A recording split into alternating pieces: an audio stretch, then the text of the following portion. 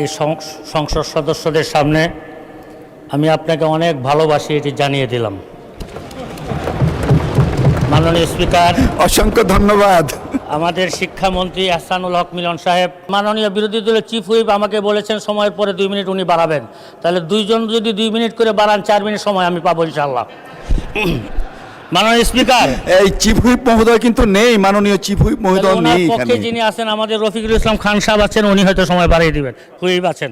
এই দেশ উন্নয়নের জন্য 54 বছর অপেক্ষা করা লাগতো না। আজকে 54 বছর যাবৎ এ দেশের মানুষ সাফারা হচ্ছে। আমাদের এই দেশে যারা জনপ্রতিনিধি হয় এবং বিশেষ করে অনেক সরকারি কর্মচারী আছেন যারা ঘুষ বাণিজ্য এবং অর্থ লুটপাটের সাথে জড়িত থাকার কারণে গত 17 বছর ইতিহাস আপনার এবং আমাদের সামনে আছে। আমি এখানে যারা আছেন এই বছরের 350 এমপি মন্ত্রীদের কাছে অনুরোধ করব, 5টা বছর জনগণের জন্য আপনারা মেহনত করেন। 5টা বছরের এই অর্থ বরাদ্দ জনগণের পিছনে ব্যয় করেন। মাননীয় স্পিকার, আপনাকে অসংখ্য ধন্যবাদ। হাদিসে একটি বাক্য আছে, তুমি যদি কাউকে ভালোবাসো তাকে জানিয়ে দাও। স্পিকার, এই সংসদ সদস্যদের সামনে আমি আপনাকে অনেক ভালোবাসি এটি জানিয়ে দিলাম। মাননীয় স্পিকার, অসংখ্য ধন্যবাদ। আমাদের শিক্ষামন্ত্রী আহসানুল হক মিলন সাহেব ময়মনসিংহে একটা প্রোগ্রামে গিয়েছিলেন। উনি অসংখ্য মানুষের সামনে ওনার আসনে আমাকে বসিয়ে আমাকে মাননীয় শিক্ষামন্ত্রী বলে সম্বোধন করে আমাকে সম্মানিত করেছিলেন। আপনার মাধ্যমে তাকেও আমি ধন্যবাদ জানাই। মাননীয় স্পিকার, আমার দল বাংলাদেশ খেলাফত মজলিস এর আমির আল্লামা মামুনুল হক সাহেব জোর করে আমাকে ইলেকশনে নামিয়েছিলেন, যে কারণে জনগণ আমাকে ভোট দিয়ে সংসদে পাঠিয়েছেন। আল্লামা মামুনুল হক সাহেবকে আমি ধন্যবাদ জানাই ফুলপুর তারাকান্দার মানুষগুলোকে যারা তাদের দুঃখ কষ্ট এবং মনের কথাগুলো সংসদে বলার জন্য আমাকে সংসদে পাঠিয়েছেন, তাদেরকে ধন্যবাদ জানাই। মাননীয় স্পিকার, এই বঙ্গর অর্থনীতিতে আমাদের অর্থমন্ত্রী হৃষ্টপুষ্ট এবং হ্যান্ডসাম একটা বাজেট ঘোষণা করেছেন। আমি মনে করি বাজেটটা সর্বদিক থেকে ভালো না হলেও মোটামুটি তুলনামূলক ভালো। এরপরে এখানে আরেকটা এরকম বাজেট এই সংসদে অসংখ্য হয়েছে। বাজেটটা বাস্তবায়ন আমাদের স্থানীয়ভাবে বাস্তবায়ন হয় না। আমি এই বছর আশা করি, যেহেতু আমরা বঙ্গর অর্থনীতির উপর দাঁড়িয়ে আছি, আমরা 300-350 এমপি মন্ত্রী এখানে আছি, আমরা যদি হাদিস আল্লাহ রাসূল বলেছেন খায়রুন নাস মাইয়ানফাউন নাস, যে মানুষের কল্যাণ করে সে সবচেয়ে উত্তম ব্যক্তি, আর সংসদ সদস্যরা সবচেয়ে বেশি কল্যাণকর কামী, কল্যাণ করার সুযোগ থাকে। আমি মাননীয় স্পিকার, আপনার আসন নিয়েও কিছু কথা আমি বলবো, যে কারণে আপনার পক্ষ থেকে আমাকে একটু সময় দিবেন। আর আমার মাননীয় বিরোধী দলের চিফ হুইপ আমাকে বলেছেন সময়ের পরে 2 মিনিট উনি বাড়াবেন। তাহলে দুইজন যদি 2 মিনিট করে বাড়ান 4 মিনিট সময় আমি পাবো ইনশাআল্লাহ। মাননীয় স্পিকার, এই চিফ হুইপ মহোদয় কিন্তু নেই, মাননীয় চিফ হুইপ মহোদয় ওনার নেই পক্ষে এখানে। যিনি আছেন আমাদের রফিকুল ইসলাম খান সাহেব আছেন, উনি হয়তো সময় বাড়িয়ে দিবেন। হুইপ আছেন। মাননীয় স্পিকার, যে অর্থনীতির উপর আমাদের এই দেশ দাঁড়িয়ে আছে, সেই অর্থনীতির উপরে সবচেয়ে বেশি লুটপাট হয়। সেই অর্থনীতি লুটপাট যদি না হতো এই দেশ উন্নয়নের জন্য 54 বছর অপেক্ষা করা লাগতো না। আজকে 54 বছর যাবৎ এ দেশের মানুষ সাফারা হচ্ছে। আমাদের এই দেশে যারা জনপ্রতিনিধি হয় এবং বিশেষ করে অনেক সরকারি কর্মচারী আছেন যারা ঘুষ বাণিজ্য এবং অর্থ লুটপাটের সাথে জড়িত থাকার কারণে গত 17 বছর ইতিহাস আপনার এবং আমাদের সামনে আছে। আমি এখানে যারা আছেন এই বছরের 350 এমপি মন্ত্রীদের কাছে অনুরোধ করব, 5টা বছর জনগণের জন্য আপনারা মেহনত করেন। 5টা বছরের এই অর্থ বরাদ্দ জনগণের পিছনে ব্যয় করেন। এখানে যদি আপনারা এখানে খেয়ানত না করেন, এই 1 বছরের অর্থ বাজেটে আমাদের গ্রামের উন্নয়ন হবে ইনশাআল্লাহ। মাননীয় স্পিকার, আপনার কাছে একটা ছোট্ট আবদার থাকবে, আপনার মাধ্যমে আমাদের অর্থমন্ত্রীর কাছে আমার ছোট্ট একটা আবদার থাকবে। বিএনপি যখন থেকে প্রতিষ্ঠিত হয়েছে, বাংলাদেশের কওমি গণনার প্রতিটি মানুষ বিএনপির সাথে ছিল, এখনও আছে।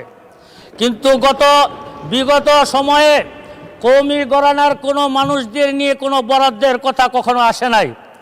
এই বছর আমরা ভেবেছিলাম যে এই বছর যেহেতু বিএনপি ইসলামপন্থী দল, ইসলামে মূল্যবোধে বিশ্বাসী, তারা যেমন নৃগোষ্ঠীকে তারা অর্থনীতির বরাদ্দের মধ্যে এনেছে, কওমি অঙ্গনকেও তার বরাদ্দের মধ্যে আনবে।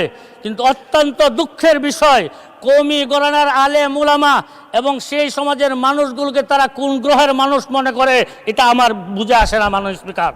এই জন্য আমি অর্থমন্ত্রীর কাছে সবিনয় অনুরোধ করব যে কওমি ঘরানার আলেম উলামা ছাত্রদেরকেও আপনাদের এই অর্থ মন্ত্রণালয়ের একটা বাজেট দিয়ে তাদেরকে আপনাদের এই দেশ উন্নয়নের কাজে তাদেরকে কাজে লাগানোর ব্যবস্থা করা হোক। মাননীয় স্পিকার, আপনি যে অঞ্চলের এমপি, আমি আপনার কাছাকাছি এমপি, আপনার এলাকায় যত সমস্যা, সেই সমস্যা আমার এলাকাও। লক্ষ লক্ষ মানুষের শুধু একটাই ফোন আসে, এই বৃষ্টির দিন মানুষ কোথাও চলাচল করতে পারে না, প্রতিটা রাস্তাঘাটে হাঁটু পানি পর্যন্ত জমে যায়, রিক্সা উল্টে অনেক মানুষ অ্যাক্সিডেন্ট করে। মাননীয় স্পিকার, আমি আপনার কাছে আপনার মাধ্যমে অনুরোধ করব। মাননীয় সদস্য, সময় শেষ, তারপরেও 2 মিনিট দাবি করা হচ্ছে, 2 মিনিট বাড়িয়ে দেওয়া হলো। আর আপনার কনস্টিটিউন্সির উপর দিয়ে আমি যাই, একটা তো দায়বদ্ধতাও আছে, 2 মিনিট বাড়িয়ে দেওয়া হলো। আপনার পক্ষ থেকে 2 মিনিট চাই মাননীয় স্পিকার। গ্রামীণ অর্থনীতিকে আগে আনতে হলে রাস্তাঘাটের উন্নয়ন লাগবে। এই রাস্তাঘাটে আমার এলাকায় প্রায় 2 থানায় প্রায় 400 কিলোমিটার রাস্তা কাঁচা, যতটুকু পাকা আছে ওইটুকু অচলযোগ্য। আমি মাননীয় সড়ক যোগাযোগ মন্ত্রীর কাছে অনুরোধ করব যে আমার দিকে একটু নজর দিবেন এবং আমার এলাকার মানুষের চলাচলে একটা সুব্যবস্থা করে দিবেন ইনশাআল্লাহ।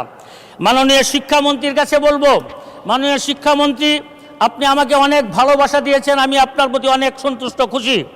আমাদের এলাকার যতগুলো স্কুল আছে, স্কুলের কোনো ভবন নাই, এখানে শিক্ষক নাই, তাদের ভালো ফ্যানের ব্যবস্থা নাই, কারেন্টের ব্যবস্থা নাই, বাচ্চারা লেখাপড়া করে অনেক কষ্টে। আপনি একটু শিক্ষা খাতে যেমন বড় বরাদ্দ পেয়েছেন, এই বরাদ্দটা যেন সুষম বন্টন হয়, আমার এলাকায় যেন আমি আমার প্রাপ্য অনুযায়ী যেন আমি পাই, এলাকার উন্নয়নে আমি কাজ করতে পারি। মাননীয় স্পিকার, আমার এলাকার 2টা থানা, একটা পৌরসভা আছে, পৌরসভা ইউনিয়নের মতো কোনো উন্নয়ন নাই, রাস্তাঘাট নাই, ড্রেনেজ নাই। ফুলপুর থানার উপজেলার মানুষ এবং পৌরসভার মানুষগুলো বৃষ্টি আসলে তারা চলাচল করতে পারে না। আমি বলবো প্রত্যেকটা পৌরসভাকে যেন উন্নত করা হয়, সি গ্রেড থেকে এ গ্রেডে উন্নত করা হয়। ঠিক তেমনিভাবে তারাকান্দা বিশাল একটা বাজার এবং বিশাল জনগোষ্ঠী এখানে বসবাস করে। এটা পৌরসভা না থাকার কারণে গ্রামের এলাকার মতো ইউনিয়ন পরিষদের মতো রাস্তাঘাট নাই, ড্রেনেজ নাই, পানি জলবদ্ধতার কারণে মানুষ চলাচল করতে পারে না।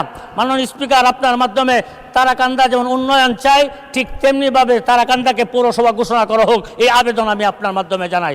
মাননীয় স্পিকার, সময় শেষ হয়ে যাচ্ছে, আপনি দয়া করে একটু সময় আমাকে বাড়িয়ে দিবেন। মাননীয় স্পিকার, স্বাস্থ্য খাত নিয়ে আমি কথা বলেছিলাম, কিন্তু স্বাস্থ্য খাতের আমি শুনেছি যে 101 শয্যা বিশিষ্ট হাসপাতালের একটা অনুমোদন হয়েছে, কিন্তু অনুমোদন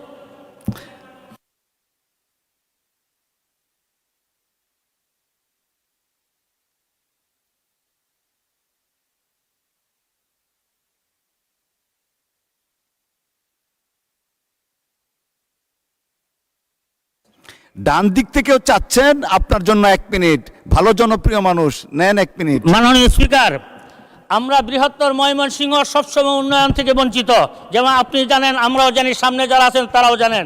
আজকে প্রধানমন্ত্রী বেগম খালেদা জিয়া বেঁচে থাকলে হয়তো আমি এই বেঞ্চে না থেকে ওই বেঞ্চে থাকতাম। তা আমি আপনাকে আমাদের অভিভাবক মনে করি, আপনি অভিভাবক হয়ে আমাদের বৃহত্তর ময়মনসিংহ উন্নয়নে আমাদেরকে অবদান রাখার সুযোগ দেবেন ইনশাআল্লাহ। সাথে সাথে গতকালকে একটা সংবাদ পাইলাম যে ময়মনসিংহ থেকে শেরপুরের রেল লাইনের একটা অনুমোদন পাশ হয়েছে। আমি আপনার মাধ্যমে রেলমন্ত্রীর কাছে অনুরোধ করব, এই রাস্তাটা যেন জামালপুর থেকে শেরপুর না হয়ে ময়মনসিংহ, তারাকান্দা, ফুলপুর, হালুয়াঘাট হয়ে শেরপুর হয়, তাহলে লক্ষ লক্ষ মানুষের উপকার হবে। মাননীয় স্পিকার, আপনাকে অসংখ্য ধন্যবাদ, আপনার পক্ষ থেকে 1 মিনিট সময় দিয়েছেন, এটা আমার জন্য লাখ মিনিট। আল্লাহ পাক আপনাকে সুস্থ রাখুন, ভালো রাখুন। আসসালামু আলাইকুম ওয়া রাহমাতুল্লাহি ওয়া বারাকাতুহু। অসংখ্য ধন্যবাদ মাননীয় সদস্য। মাননীয় জি।